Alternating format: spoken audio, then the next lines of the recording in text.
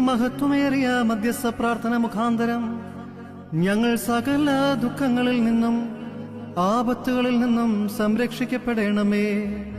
കരുണയുടെ വാതിലും സകല നന്മകളുടെയും ശ്രീഭണ്ഡാരവും തന്നോടപേക്ഷിക്കുന്നവരെ ഉപേക്ഷിക്കാത്തവളുമായ മാതാവേ, ഞങ്ങൾക്കു വേണ്ടി അപേക്ഷിക്കേണമേ.